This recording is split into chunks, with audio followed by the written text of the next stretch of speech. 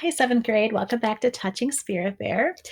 I hope you enjoyed your few days off, but we're going to jump back into the book and we're going to jump in with chapter 18. So please have your books out, follow along as I read it to you. Chapter 18 begins on page 147. So make sure you turn to page 147 and follow along. Here we go. By the time Cole and Edwin returned to camp, Garvey was up and had a fire burning. He sat on a stump of driftwood, sipping coffee and looking out over the bay. As they approached, he turned and pointed. Look at the whales out there breaching. Edwin nodded. Those are the humpbacks after herring. They're following their instincts. Every spring they migrate up from the calving grounds in Hawaii. I've never seen whales before, Cole said, except on TV. We'll dance the whale dance tonight, Edwin said. Is anybody hungry? Cole asked. Cole said, lowering a cooler from the tree. He dug through the food for a box of cold cereal, retrieved a jug of water, then mixed some powdered milk and began to eat. Edwin eyed Cole wolfing down the cereal. You might want something more than cold cereal to work on. That's all I usually eat for breakfast. If you guys want something different, fix it yourself. Edwin and Garvey both helped themselves to bowls of cereal. Suit yourself. You're the one working, champ, Garvey said. Aren't you helping at all? We'll show you what to do, said Edwin, but every ounce of work is going to be yours. But I can't nail with my bad arm. Then learn to use the other arm, Edwin said. If you build the cabin well, you'll stay dry and comfortable. Build it poorly and... Edwin shrugged. It'll be a long winter. I built the last shelter for you, and I built it well. I still feel hurt from what you did. If you burn this cabin, you hurt only yourself. Edwin handed Cole a pair of leather gloves. Here, these will keep you from getting blisters. I might have a bum arm, but I'm not a wimp, Cole said, setting the gloves aside.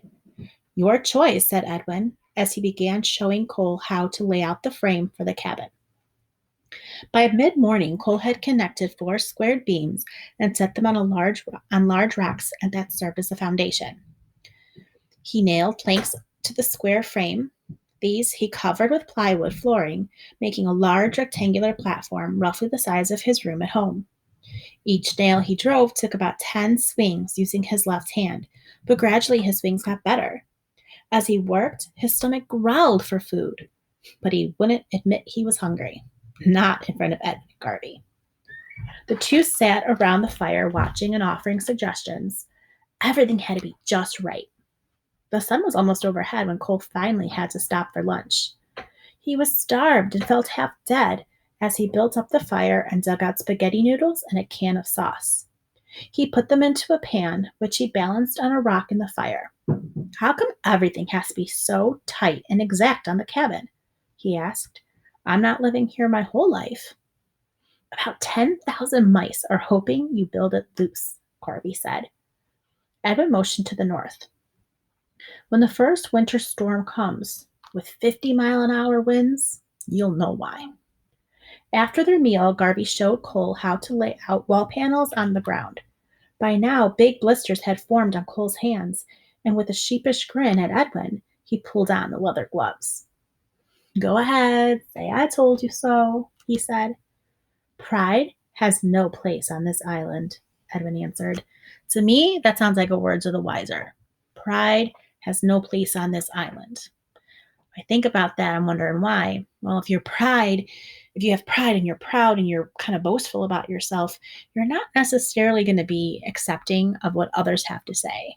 And in a situation like this, where you're in a life or death location, you got to really know what to do if you want to live. You got to be open for other people. And if you're so proud you can't admit when you made a mistake, it might stop you from being able to fix that mistake and doing better the next time. So that's a words of the wiser.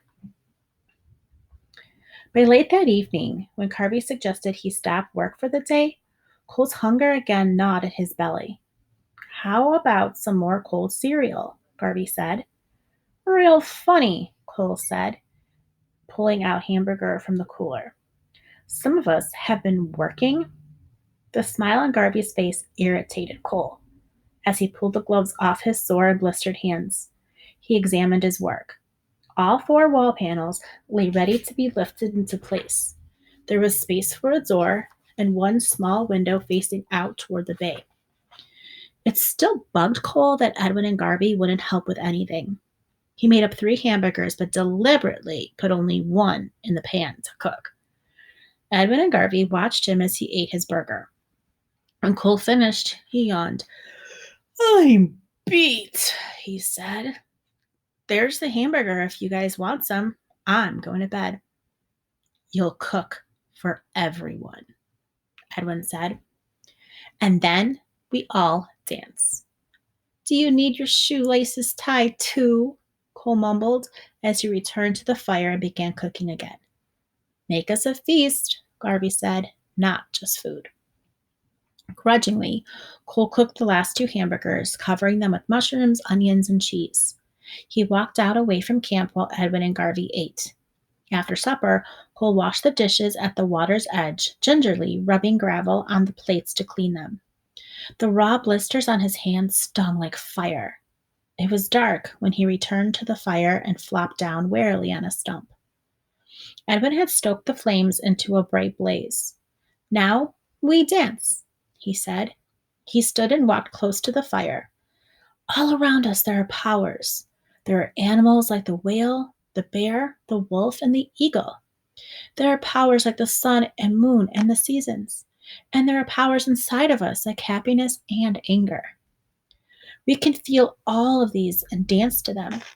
They all have much to teach us. Today we saw the whale, so tonight we'll dance the whale dance. Each of us will tell what we learned from watching the whale. Edwin curled his arms over his head, imitating a whale's head, and began to pace around the fire, dipping his head up and down as if breaking through the waves. He exaggerated his motions, ducking and diving, lost in his make-believe world. After 10 minutes of moving around at the fire, he slowed to a stop and sat down. Next, Garvey stood in his own way. He began moving around the fire, jumping up and to the side to imitate a whale breaching. He made exaggerated expressions with his face. Around and around the fire he moved, finally slowing until he sat down and rested peacefully on a log near the flames. He looked up at Cole. Your turn. I don't know how to dance, Cole said. It's not something you learn, Edwin said. Feel it. Become a whale and learn what it has to teach you. Self-conscious but also aware of the warning in Edwin's voice, or Edwin's tone, Cole stood and began circling the fire. He bent at the waist and moved with jerky motions, trying to pretend he was gliding through the water the way the whales in the bay had. He kept looking over at Edwin and Garvey, imagining how stupid he must look circling the flames. He was glad nobody from school could see him. Gradually, he moved faster, trying to imagine a whale migrating thousands of miles, being led by instinct. Lowering and rising, Cole wandered off away from the fire, then pretended the fire was the goal of his long migration.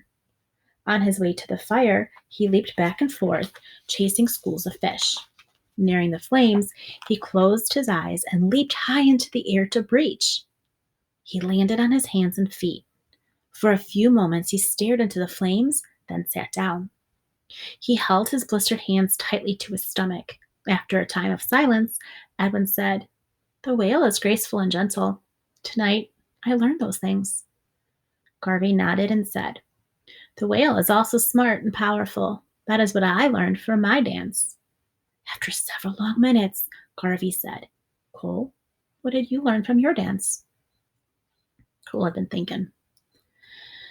Whale migrates, but it doesn't have a home. He picked up a small stick and traced it in the dirt. I feel like the whales, he said softly. All right, so let's think about that. How could he feel like a whale? He says a whale migrates, but never has a home. Well, Cole's not homeless. Like, Cole has a home. So what could he mean? When I think of home, I think there's a difference between a house and a home. To me, a house is the structure that you live in, your house, your apartment, your condo.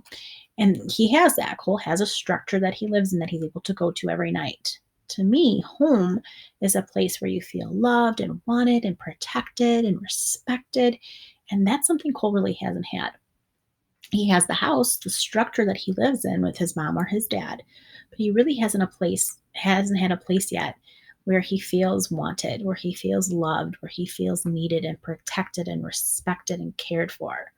So because that's lacking in his life, I think that's why he's relating to the whales right now. Like he feels like he's moving around but doesn't really have a home. Hope that helps. When nobody spoke for several minutes, Garvey stood. "This has been a good day," he said. "Now it's time to hit the sack." He turned and handed Cole a tube of ointment. "Use this on your blisters before going to sleep, and make sure you put a tarp over the firewood or it'll be waterlogged by morning."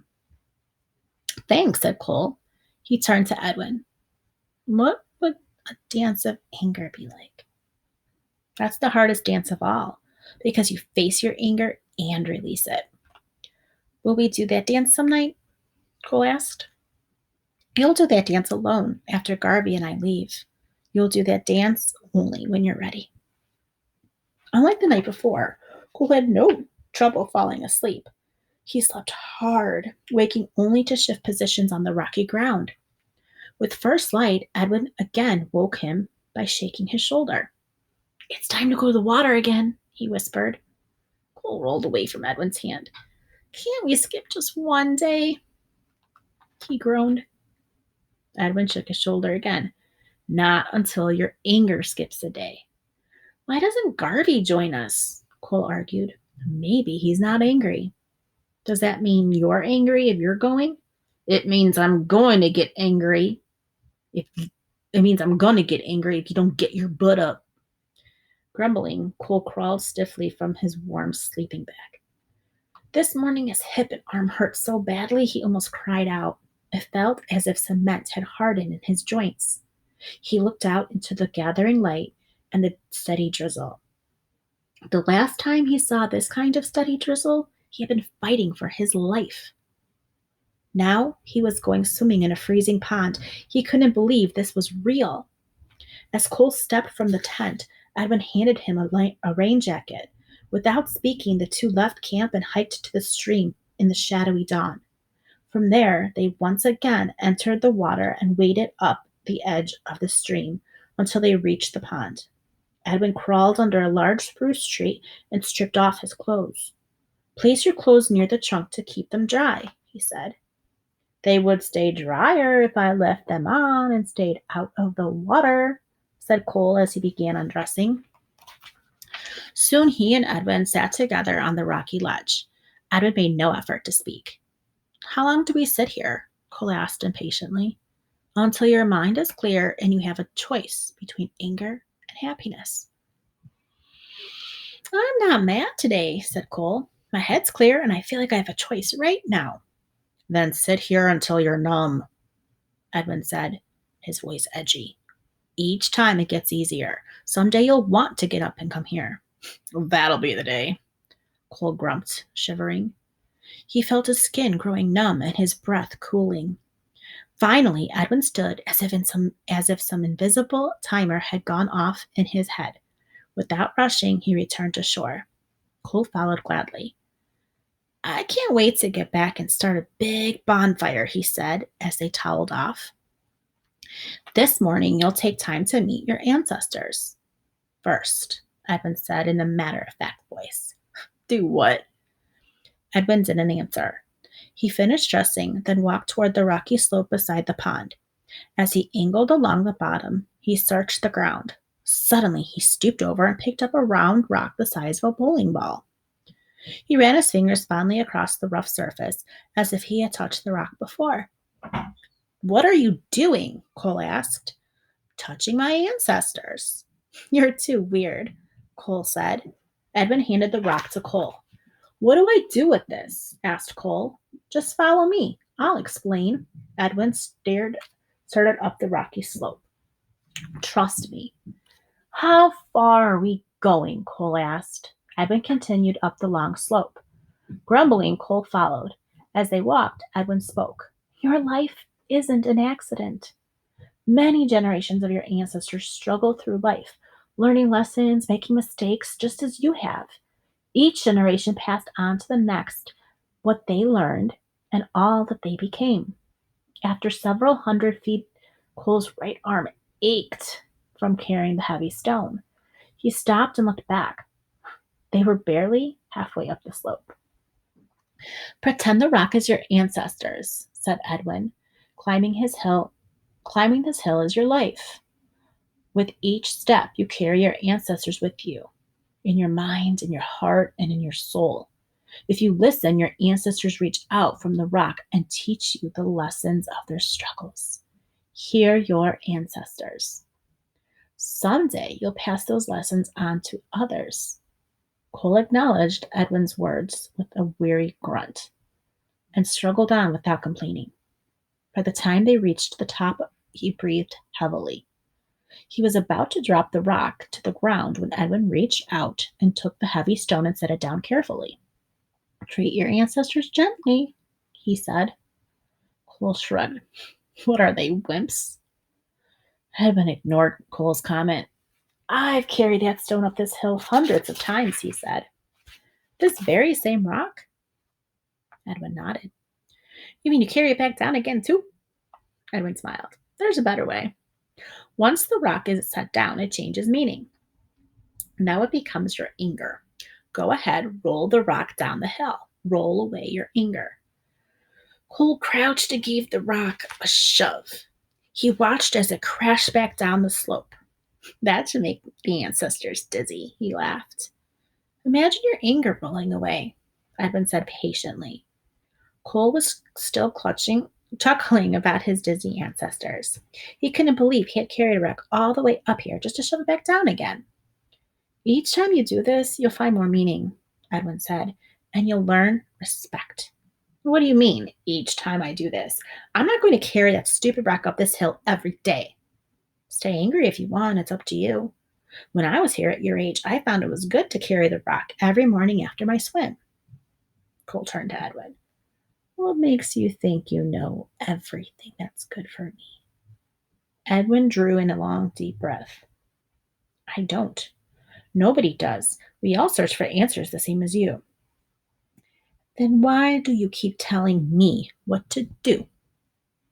Edwin smiled. That's the first intelligent question I've heard you ask all morning. He shrugged. Maybe Garvey and I want redemption for our own mistakes in life. We were never able to help those we hurt. Well, it's my life, Cole said, not yours.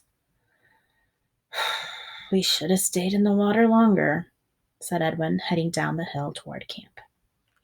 All right, so let's talk about the hill and the rock and the ancestors and all of that.